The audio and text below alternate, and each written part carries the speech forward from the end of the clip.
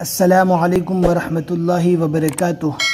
الحمدللہ، ہمیں امید ہے کہ آپ حضرات بخیر و عافیت ہوں گے اور مدنی قاعدے کے وہ سارے پارٹ اور سارے سبق جو ہم نے آپ کو اس سے پہلے پڑھائے تھے الحمدللہ آپ حضرات نے پڑھ بھی لیے ہوں گے۔ آج ہمیں دو چیزیں سیکھنا ہے، جزم والے حرف کے بعد تشدید والا حرف آوے یا تنوین کے بعد تشدید والا حرف آوے تو کیسے پڑھیں گے، اور دوسرا نون قطنی کے بارے میں۔ قرآن پاک پڑھتے ہوئے آپ دیکھ سکتے ہیں یہ چھوٹی سی نون لکھی ہوئی رہتی ہے، تو اس کو کب پڑھا جاتا ہے اور کب چھوڑ دیا جاتا ہے انشاءاللہ اینڈ تک دیکھتے رہیں گے تو آج کا یہ پورا سبق آپ کو اچھے سے سمجھ میں آ جائے گا۔ اب سب سے پہلے جزم والے حرف کے بعد اور تنوین کے بعد تشدید والا حرف آوے تو کیسے پڑھیں گے، اس کے لیے ہم نے کاپی میں گرامر نوٹ کیا ہے، انشاءاللہ گرامر کو دیکھیں گے آپ کو اچھے سے سمجھ میں آ جائے گا۔ جزم اور تنوین، جزم والے حرف کے بعد یا تنوین کے بعد، تنوین بولے تو دو زبر دو زیر دو پیش، تشدید والا حرف آوے تو جزم والے حرف کو اور تنوین کو نہیں پڑھیں گے۔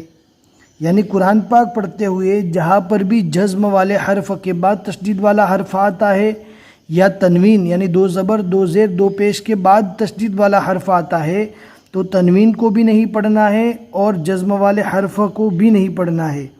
قرآن پاک میں بل لا اس طرح لکھا ہوا رہتا ہے، بل لا، تو اس جزم والے حرف یعنی لام کو چھوڑ دینا ہے، با کو ڈائریکٹ لام سے ملانا ہے، اس لیے کہ جزم والے حرف کے بعد تشدید والا حرف ہے، تو جزم والے حرف کو چھوڑ دیں گے اور با کو ڈائریکٹ لام سے ملائیں گے، اس طرح پڑھنا ہے۔ بل لا لکھا ہوا اس طرح رہے گا لیکن پڑھنا ہمیں اس طرح ہے۔ آج کے سبق میں تنوین کی کوئی بھی مثال لکھی ہوئی نہیں ہے، لیکن ہم نے آپ کو سمجھانے کے لیے تنوین کی بھی مثال لکھ دی ہے۔ مالن لبدن، تو دو زبر کے بعد یعنی تنوین کے بعد تشدید والا حرف آیا، لہٰذا تنوین کو چھوڑ دیں گے، دو زبر کی جگہ صرف ایک زبر ہی پڑھنا ہے۔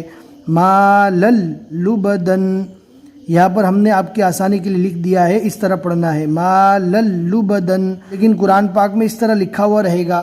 ہم نے یہاں پر دو زبر کی تنوین کو کیوں نہیں پڑھا، اس لیے کہ دو زبر کی تنوین کے بعد تشدید والا حرف ہے۔ اسی طرح اگر دو پیش کی تنوین کے بعد تشدید والا حرف آوے یا دو زیر کی تنوین کے بعد تشدید والا حرف آوے تو وہاں پر دو پیش کی جگہ ایک پیش اور دو زیر کی جگہ ایک زیر ہی پڑھنا ہے۔ مالل لبدن۔ اب ہم کتاب کی طرف دیکھتے ہیں۔ بسم اللہ الرحمن الرحیم۔ بل لا، بل لا، یہاں پر جزم والے حرف کے بعد تشدید والا حرف ہے، لہٰذا جزم والے حرف کو چھوڑ دیں گے، با کو ڈائریکٹ لام سے ملانا ہے۔ قرآن پاک میں اس طرح لکھا ہوا رہے گا لیکن ہمیں پڑھنا اس طرح ہے۔ بل لا، کت، کت، کاف کو ڈائریکٹ تا سے ملانا ہے۔ وجدتم، یہاں پر بھی دال کو چھوڑ دینا ہے، جیم کو ڈائریکٹ تا سے ملانا ہے۔ وجدتم، اس طرح پڑھنا ہے۔ ما عبدتم، با کو ڈائریکٹ تا سے ملانا ہے، اس لیے کہ جزم والے حرف کے بعد تشدید والا حرف آیا ہے، لہٰذا جزم والے حرف کو چھوڑ دیں گے، با کو ڈائریکٹ تا سے ملائیں گے۔ وَإِنْ عُدْتُمْ، یہاں پر عین کو ڈائریکٹ تا سے ملائیں گے، جزم والے حرف یعنی دال کو چھوڑ دیں گے۔ بَرَّفَعَ، یہاں پر بھی لام کو چھوڑ دیں گے، اس لیے کہ جزم والے حرف کے بعد تشدید والا حرف ہے۔ یہاں پر تنوین کے بعد تشدید والا حرف آوے اس کی کوئی بھی مثال نہیں دی ہوئی ہے، ہم نے آپ کو گرامر میں سمجھا دی۔ تنوین کے بعد بھی اگر تشدید والا حرف آئے گا تو تنوین کو نہیں پڑھا جائے گا، دو زبر کی جگہ صرف ایک زبر، دو پیش کی جگہ ایک پیش اور دو زیر کی جگہ صرف ایک زیر پڑھا جائے گا۔ اب ہمیں اس سبق کے بعد ڈائریکٹ اس سبق کو پڑھنا ہے اور بیچ والے سبق کو چھوڑ دینا ہے، اس لیے کہ یہ پور اور باریک پڑھنے کے متعلق ہے، اس کا تعلق اس کے ساتھ ہے۔ اب قرآن پاک پڑھتے ہوئے چھوٹی سی نون لکھی ہوئی رہتی ہے، اس نون کا نام ہے نون قطنی۔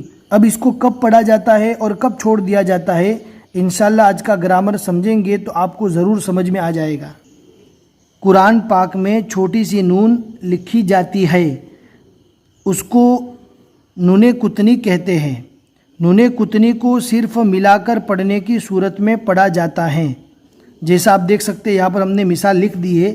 قرآن پاک کی ایک سورہ ہے وَيْلٌ لِكُلِّ ہُمَزَةٍ لُمَزَةٍ، تو وہاں پر لمزہ کے بعد الذی لکھا ہوا رہتا ہے اور نیچے نون لکھی ہوئی رہتی ہے چھوٹی سی، جس کو نون قطنی کہتے ہیں، لیکن ہم کو پڑھتے ہوئے لمزہ پر رک جانا ہے تو پھر نل لذی سے نہیں پڑھیں گے، الذی سے پڑھیں گے، نون کو نہیں پڑھا جائے گا، جب یہاں پر رک جائیں گے، لیکن جب اس کو ملا کر پڑھیں گے تو ملانے کی صورت میں اس نون کو پڑھا جائے گا لمزتن الذی، ملانے کی صورت میں نون کتنے کو پڑھنا ہے لمزتن الذی۔